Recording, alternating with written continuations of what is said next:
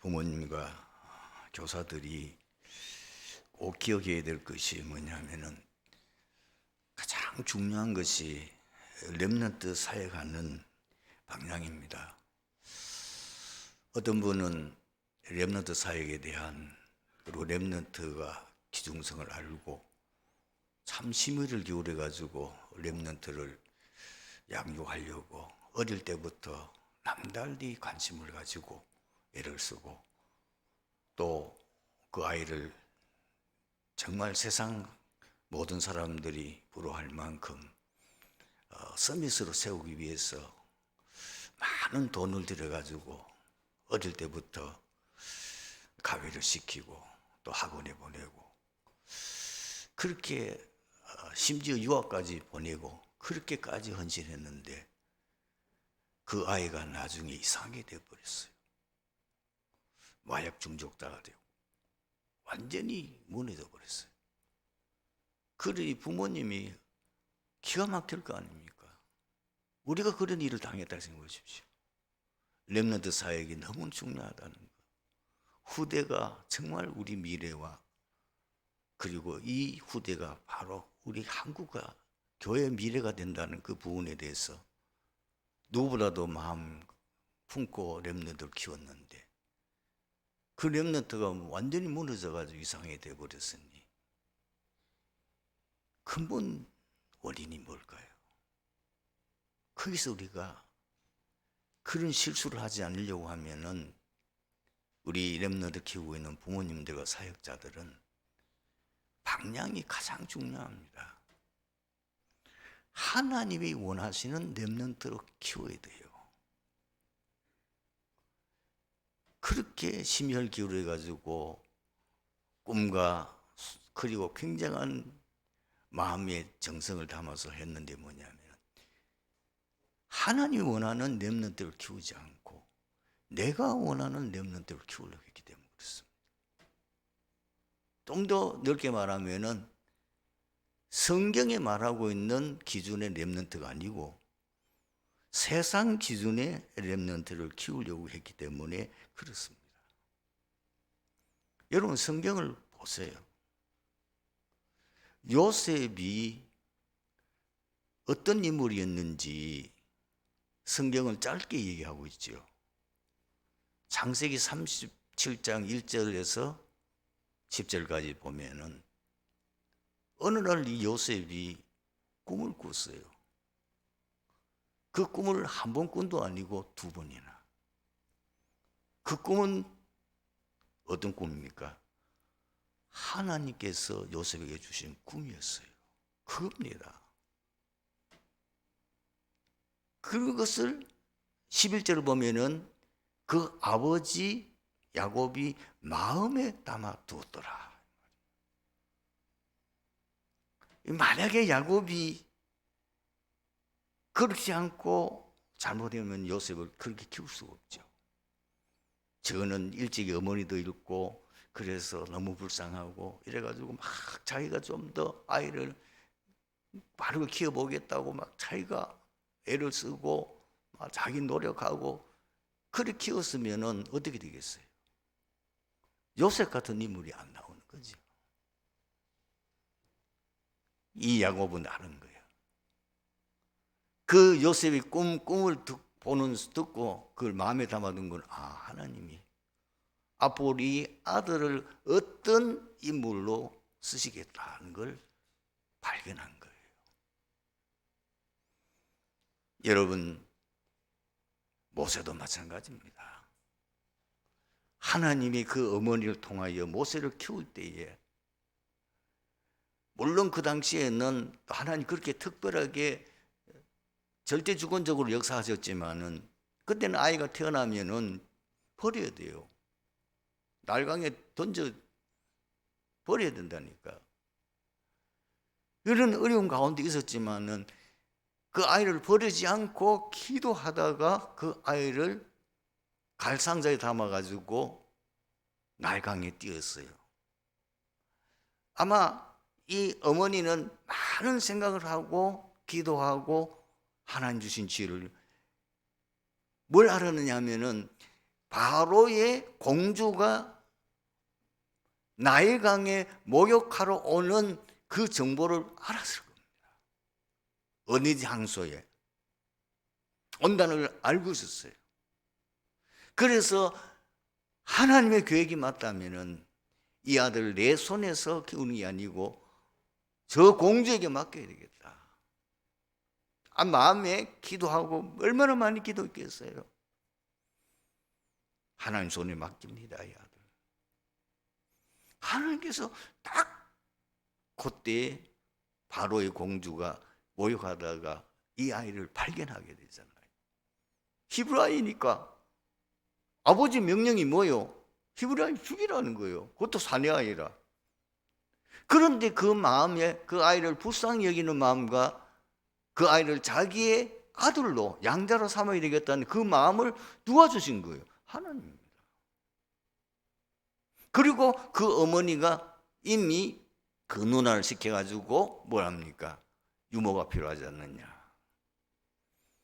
내가 유모를 속여주겠다. 이래가지고 모세 친어머니 요게벳이 유모로 들어갑니다. 젖될 때까지 그 당시에는 젖대는 그 시간이 지금하고 달라요. 최소한도 5, 6살. 제가 봤어요. 7살 된 내 사촌 형이 큰어머니 젖 먹고 아이들 내 엄마 젖 먹고 올게. 봤다니까. 7살까지 젖 먹고. 그때는 그렇게 키웠다면 그러니까 막 그게 집중적으로 이 요게벳이 뭐요? 언약을 심은 거예요. 어떻게 이 모세가 미디안 광야에서 창세기를 기록했겠냐는 거예요. 물론 하나님의 성령의 영감을 주셔서 준 거지만 그 어떻게 창조시부터 시작해서 그 조상들의 그 모든 것을 누가 그에게 전달했겠냐는 거예요. 어머니 아니고는 할 수 없죠. 역사와 함께 그게 언약을 그 아들에게 어릴 때에 젖을 먹이면서 듣든지 안 듣든지 그런데 그게 아이 속에 각인된 거잖아요. 그 어느 날 하나님께서 모세를 통하여서 모세는 최고의 학부를 공부한 거, 그 당시에 최고 지성인이잖아요. 그러니까 뭐 성경을 기록하는 거는 너무 쉬운 거죠.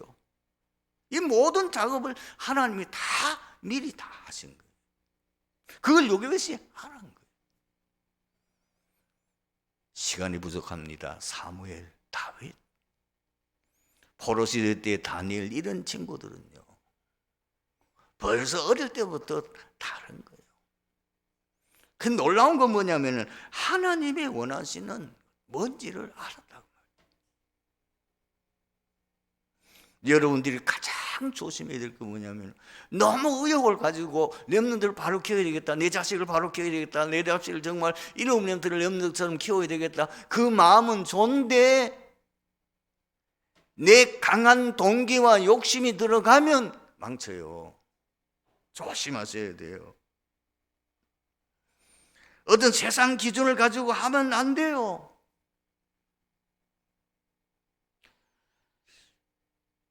여러분, 반드시 우리는 이 자녀에 대한 하나님의 계획이 뭘까? 그래서 그 렘넌트에게 하나님의 영리한 뜻을 깨닫고 알 수 있도록 키우는 것 중요합니다. 저는 봤거든요. 너무 목사님이 좋아 보였어요. 그래가지고 어머니가 아이가 태어나기도 전에 뭐냐면 서원 기도했다니까요. 하나님 내게 아들 주시면 또 사무엘처럼 그 한나처럼 내 자식을 하나님은 주의 종으로 만들겠다. 이래가지고 이 아이를 키웠는데 제가 같은 우리가 뭐 신학교 공부하는 가운데 그런 친구 있었다니까요.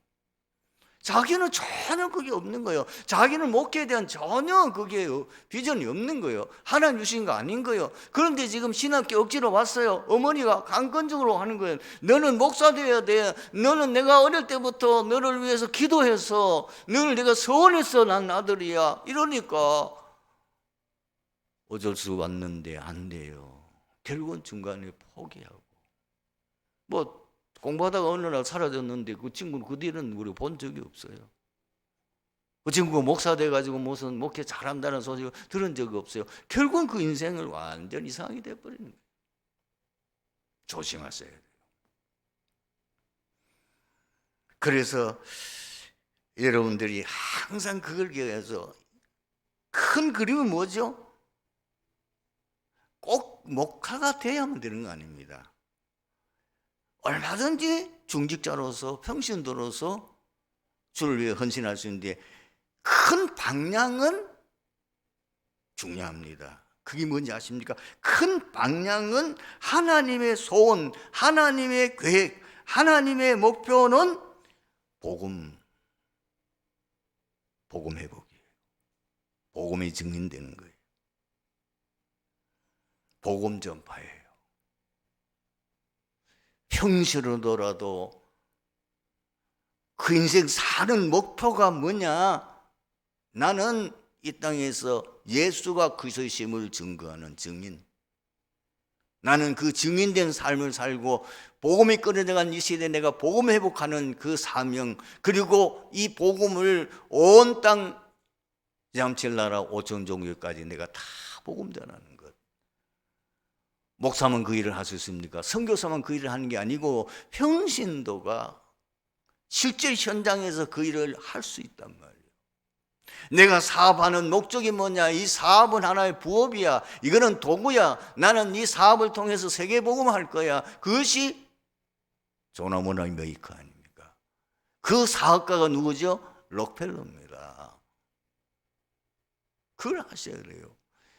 목사가 됐든지 평신도든 상관없어요. 우리가 사는 오직 삶의 이유, 삶의 목적, 삶의 모든 우리 하는 일이 뭐냐면은 복음 전하는 거예요. 그것이 너희는 그의 나라와 그 일을 구하라, 그거라고 말입니다. 여러분들이 지금 입장에서 복음 전하면 돼요.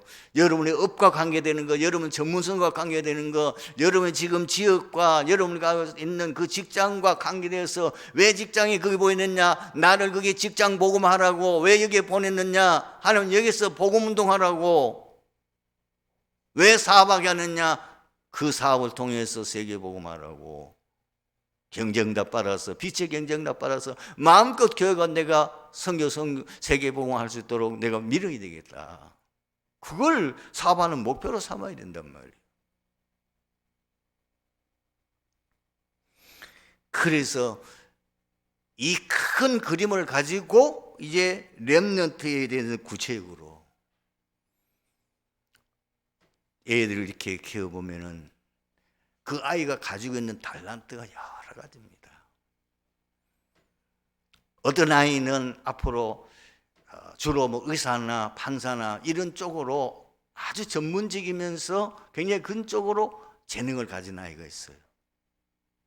어떤 아이는 어릴 때부터 보니까 공부는 별론데 이상하게 사람관계 잘하고 사업하는 기질을 가지고 있는 렘넌트가 있단 말이에요. 그게 전부적으로 준 거예요. 그거는 헤븐리 탤런트라니까. 하나님이 준 거예요. 그러면은 그런 방향을 잡고 나가되, 그러나 너는 사업가로서 앞으로 사업을 제대로 해서 빛의 경제 회복해서 이 흑암 경제 막아야 된다. 그걸 아이에게 심. 그것이 아이 속에 다 각인되도록 만들어야 되는 거예요. 그래서 너는 그 일을 감당 위해서는 네 힘으로는 안 된다. 성삼위 하나님부터 오는 오력, 위로부터 내는 헤븐리 파워를 네가 받아야 된다. 그 지혜와 그 지식, 그걸 받아야 네가 그 일을 제대로 할 수 있는 거야. 여러분, 세상은 만만치 않습니다. 세상은 여러분 잘 아시는 것처럼 사실 사단이 지배하고 있잖아요. 세상은 사실 사단 서밋들이 장악하고 있잖아요. 그 속에 여러분이 어설프게 가서 직장생활, 어설프게 가서 사회생활 반판이 실패합니다. 그걸 완전히 이길 수 있고 싸우지 않고 전혀 경쟁 대상이 없도록 하려면 하나님이 주시는 그 오력이 내게 필요한 거예요. 너는 이것이 필요한 거야. 이 아이 속에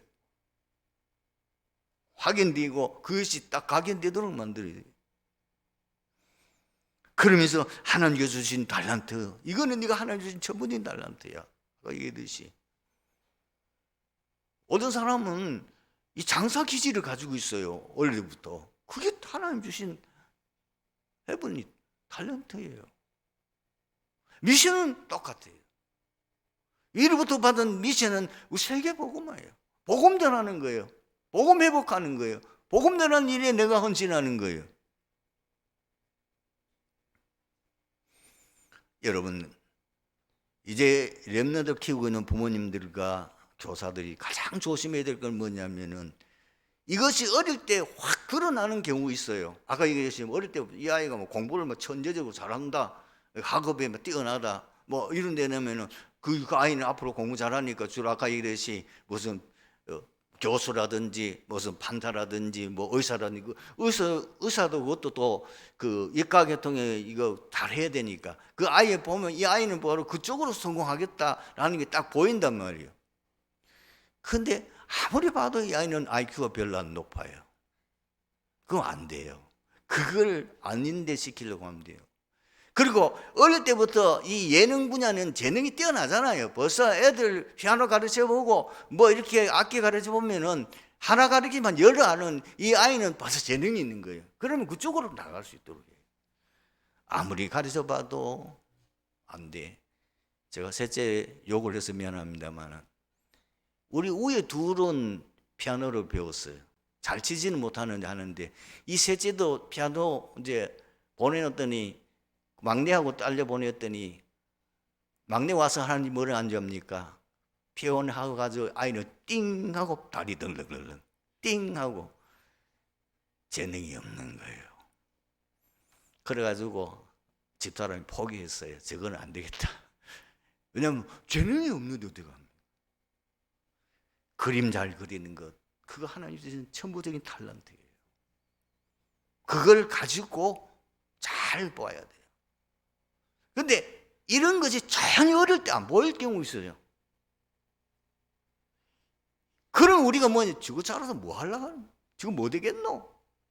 그 일이거든요. 저거 앞으로 뭐 되겠노? 부모들부터 불신앙을 꽉 차게 돼요. 계속 아이를 구박하고. 안 돼요. 기다려야 돼요. 분명히 하나님이 그 아이에게 뭐가 있어요?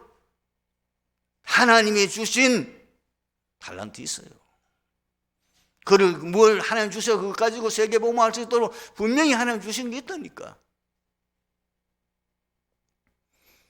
그래서 조금 늦게 발견되는 경우가 있단 말이에요.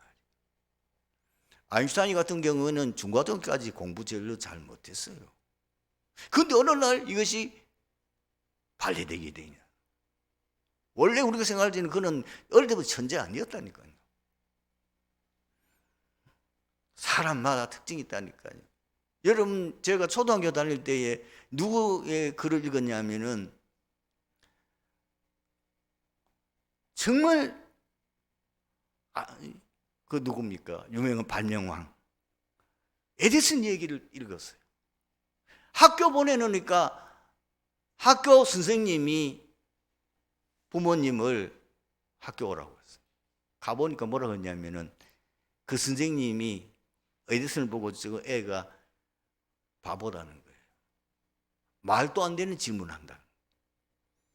그걸 도저히 내가 이 아이를 가르칠 수가 없으니까 데려가라. 그런데 어머니는 전혀 반대를 했어요. 당신이 바보다. 내 아이는 천재다. 왜냐하면 어릴 때부터 이 아이가 부모님에게 뭘 자꾸 이 말도 안 되는 질문을 하는 그 연구하는 분야에 탁월한 재능을 가지고 있는 거예요. 이래가지고 어머니가 집에서 그 아이를 가르쳤는데 나중에 그가 뭐죠? 발명왕이 됐잖아요.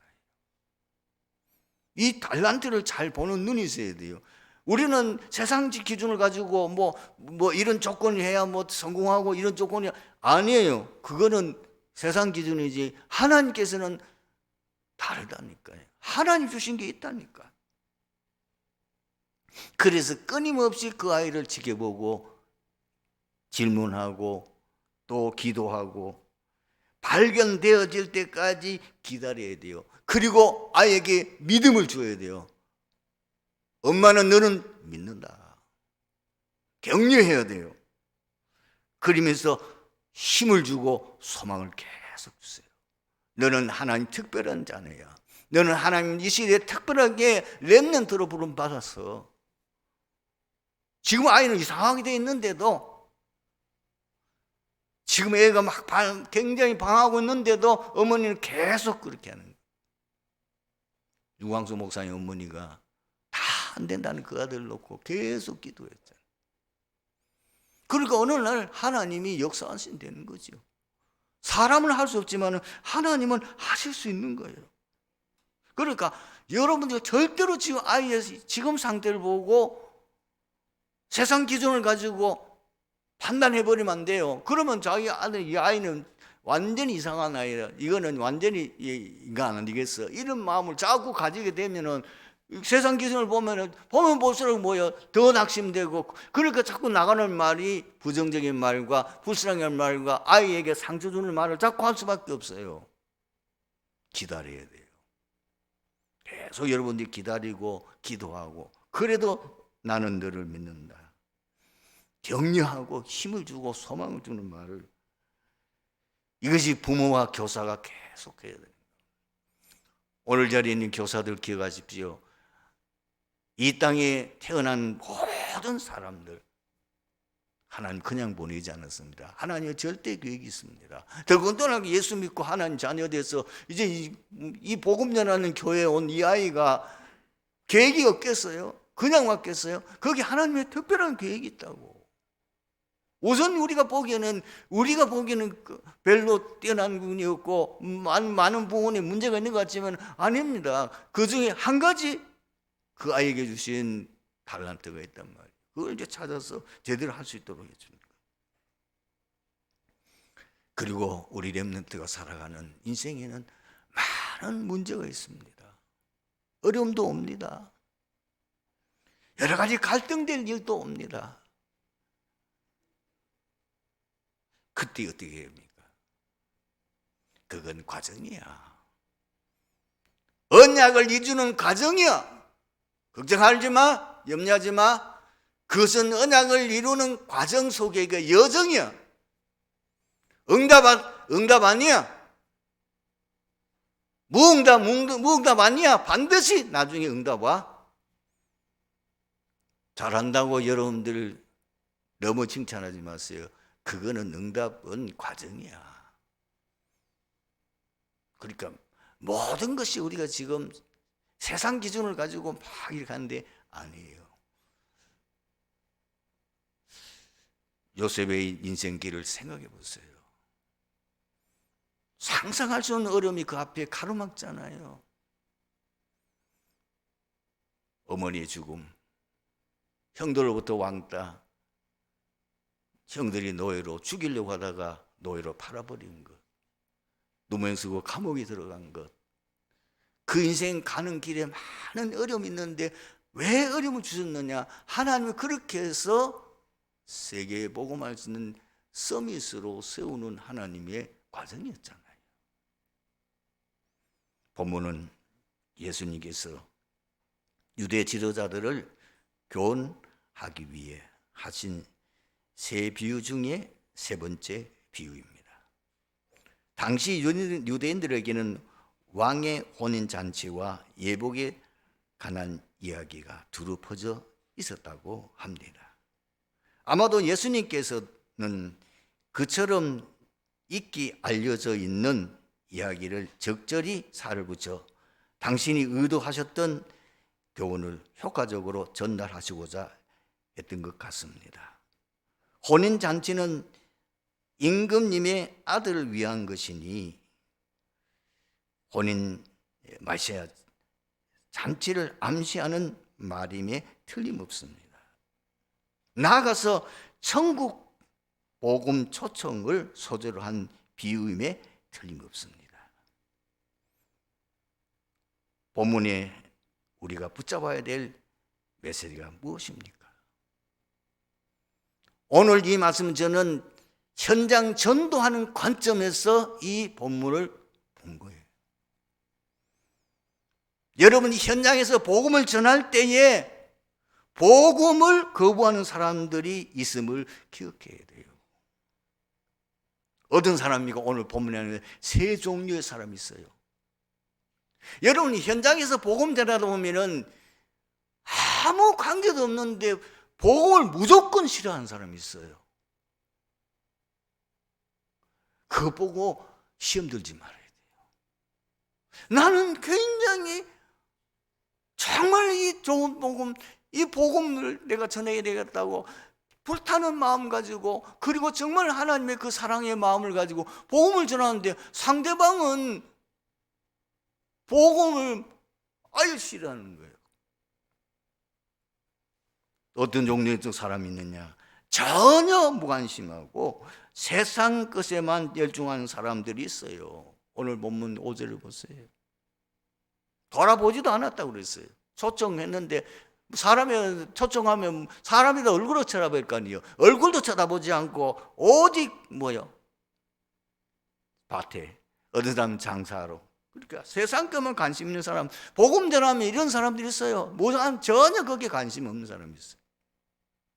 그 정도가 아닙니다. 복음을 전하는 사람들을 핍박하고 박해하는 사람들이 있습니다. 여러분들이 뜨거운 마음의 열정을 가지고 복음 전하겠다고 결단하고 현장에 가서 해보니까 너무 반응이 냉담하고 너무 반응이 내 기대에 어긋나면 어떻게 합니까? 낙심하기 쉬워요. 그러다가 전도 못하겠다 포기하기 쉬워요. 여러분들이 어떻게 생각하느냐? 당연하다. 여러분 복음 알아듣는 것은 사람의 능력으로는 절대 불가능해요. 왜? 모든 사람들은 이미 하나님을 떠나 있어요. 영적으로 죽었어요. 마귀의 종이에요. 12가지 문제 속에 이 사단이 주는 창세기 3장, 창세기 6장, 창세기 11장, 그리고 세상 문화 속에 완전히 빠져 있어요. 사도행전 13장, 16장, 19장. 복음 알아듣겠어요? 거기다가 불치자 8가지 운명 속에 딱 잡혀 있어요. 복음 못 알아듣는 거 당연해요. 복음 전하는 거 싫어하는 거 당연해요. 복음 관심 없는 거 당연해요. 나는 열정으로, 나는 정말 불타는 마음을 하지만 상대방은 알아들을 수가 없어요. 영적으로 죽었는데 뭘 알아듣습니까? 몸만 살아있는 거지. 이런 사람이 세상에 굉장히 성공해 있다니까. 그러니까 더 여러분들이 낙심하기 쉬운 거예요. 그러나 그 영적 사실을 보면 그 사람은 영적으로 죽은 거예요. 불산 8가지 운명 속에 딱 잡혀 있어. 지옥 백성이라니까. 이 사실을 기억하셔야 돼요. 복음 전하다가 여러분 낙심하지 마세요. 당연해요. 두 번째로 우리가 기억해야 되는 복음, 천국 복음의 초청에는 차별이 없어요. 오늘 본문 보세요. 읽은 내용. 지금 임금이 종들을 보내서 누구든지 데려오라는 겁니다. 그런데 유대인들은 착각했어요. 자기들만 선민이라고. 자기들만 복음 받을 사람이고 자기들이 이 복음은 자기의 어떤 전용물로 생각했어요. 아닙니다. 심지어 심자들도 틀린 생각을 해요. 육신적이고 세속적인 기준을 가지고 사람을 편한다니까요. 지금도 이 세상에서 제일 선진국이라는 미국에도 인종차별 지금도 있잖아요. 흑인들 사람 취급 안 합니다. 동양 사람들 유럽 가보세요. 사람 취급 안 해요. 사람 무시해요. 성별의 차별이 있어요. 지금 많이 무너졌지만 옛날에는 굉장히 남자 여자 성별 차별도 심했습니다. 뿐만 아니라 옛날에는 신분 차별도 심하면 지금도 마찬가지요. 부자로 사는 사람하고 가난한 사람들, 부자들이 얼마나 가난한 사람을 무시합니까? 이 신분의 차이. 옛날에는 철저한 신분 계급의 시대 있잖아요.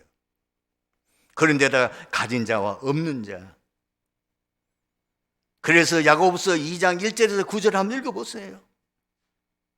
그 내용이 뭔지 압니까? 초대교회 지금 야고보가 이 편지를 통해서 그 당시의 교회 모습을 굉장히 정랑 그대로 말하면서 책망하는 내용이라니까요. 너희들이 부자 앞에서는 아부하고 가난한 사람들을 너희가 교회에서까지 천대하지 않느냐? 그 얘기예요.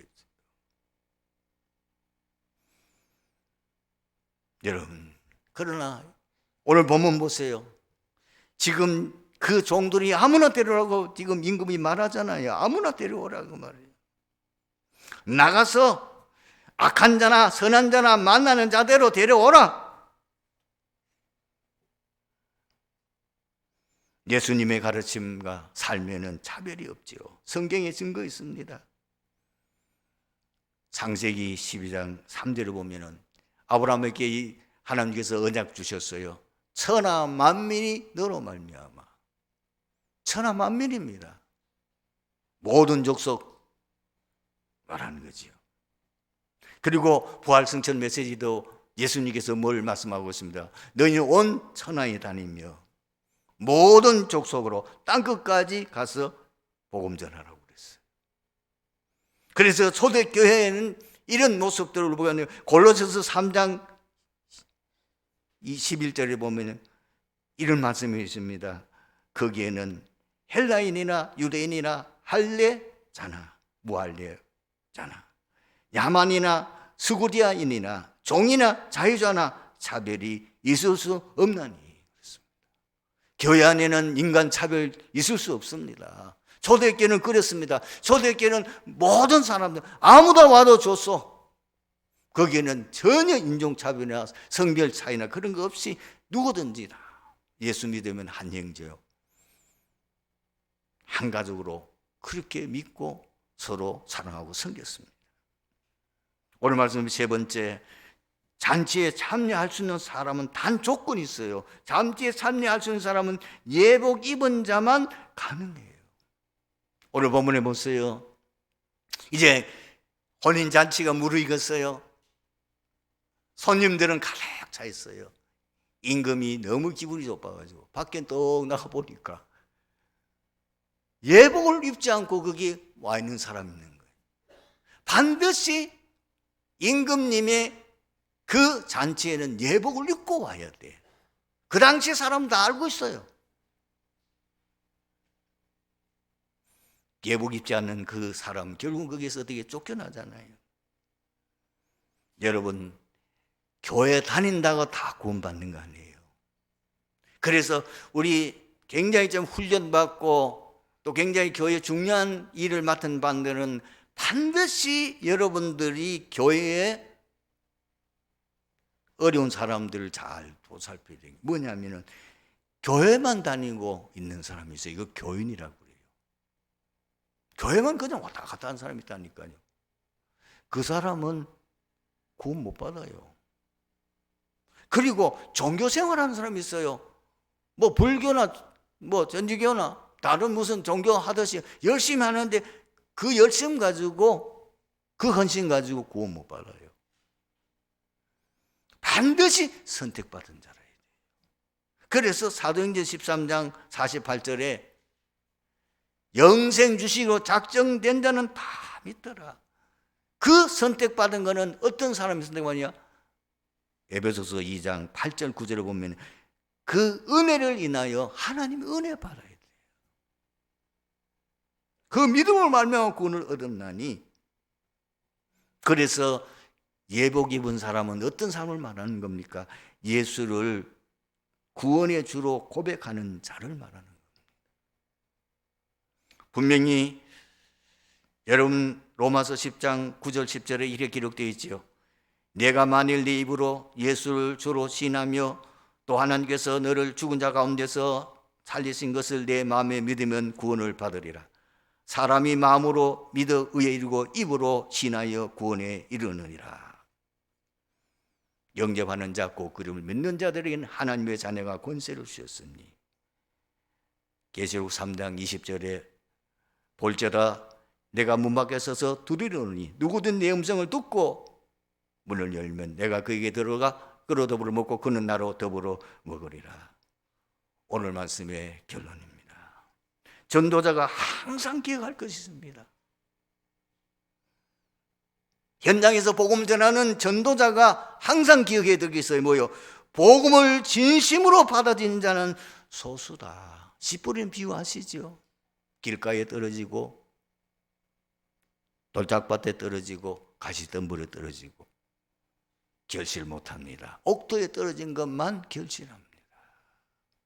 여러분 복음 전한다고 다 예수 믿고 교회 다닌다고 다 구원받는 게 아님을 아셔야 돼요.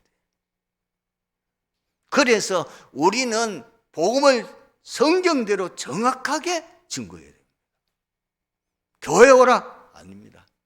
예수 믿으면 구원받는다? 그런 정도가 아닙니다. 왜 예수 믿어야 되는지 그걸 정확하게 알고 정확한 복음을 말해서 그 예수를 정말 그 마음의 구주로 영접하는, 그래서 하나님의 자녀의 그 신분과 권세가 어떤 것인지 제대로 알고 예수 믿게 만들어요. 그리고 반드시 우리는 마음속으로 기억하고 있어요. 이거 불쌍히 여겨야 됩니다. 복음을 거부하거나 불신하거나 박해하거나 틀린 복음을 가진 자는 반드시 뭐죠? 구원을 받을 수가 없어요. 그래서 갈라디아서 1장 6절에서 8절을 보면은 이런 말씀이 있습니다. 다른 복음은 없나니 다만 어떤 사람들이 너희를 교란하게 하여 그저의 복음을 변하게 하려 함이라. 그러나 우리나 혹은 하늘에부터 온 천사라도 우리가 너희에게 전한 복음 외에 다른 복음을 전하면 저주를 받을지어다. 이번 한 주간도 현장에서 복음 전하는 증인으로 승리하는 축복을 누리기를 주님의 이름으로 축원합니다. 아버지 하나님 은혜가 감사합니다. 오늘 말씀 통해서 진정 우리 모든 성도들이 현장에서 어떻게 응답받으며 증인되는 삶을 살아야 될지를 오늘 말씀 속에서 답을 얻고 승리하는 한 주간이 되게 하옵소서. 예수 그리스도의 이름으로 기도드리옵나이다. 아멘.